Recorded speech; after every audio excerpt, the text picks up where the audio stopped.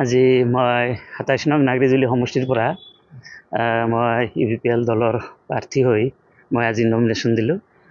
তো নমিনেশ্যন দিয়া ইতিমধ্যে সম্পূৰ্ণ হ'ল আৰু আমাৰ নিৰ্বাচনী প্ৰস্তুতিও ইতিমধ্যে সম্পূৰ্ণ।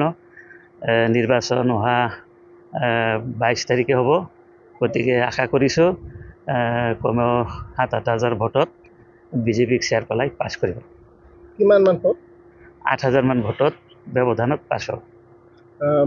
আপুনি আগতে ডিফেক্টত আছিল, আকৌ কংগ্ৰেছত গৈছিল, মানে দল বাগৰি আহি আজি UPPLৰ প্ৰাৰ্থিত্ব হৈছে। আমাৰ অসমৰ মুখ্যমন্ত্ৰীও দল বাগৰাই হয়।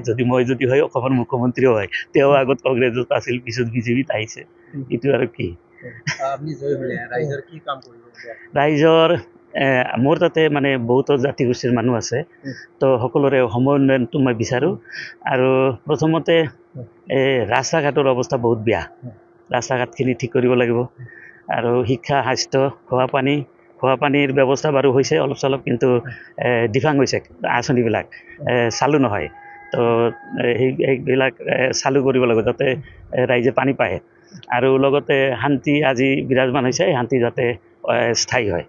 ৰাইজবাসীবিলাকে কৈ আছে আপুনি বিফেকত থকা সময়তে নাগজুলি সমষ্টিয়ে একো কাম কৰা নাই, আকৌ UPPLত চৰকাৰৰ আহিলে আপুনি জিকি যোৱাৰ পিছত একো কাম নকৰে বুলি কৈ আছে।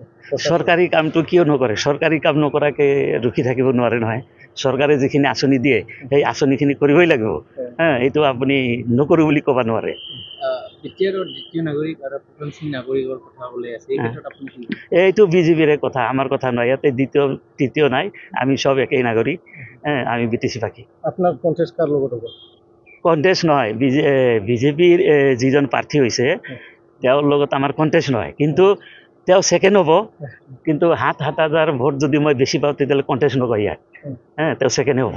জিকি যোৱাৰ পিছত আপুনি EM বিচাৰিব নেকি? এইটো আমাৰ দলেহে নিৰ্ণয় কৰিব।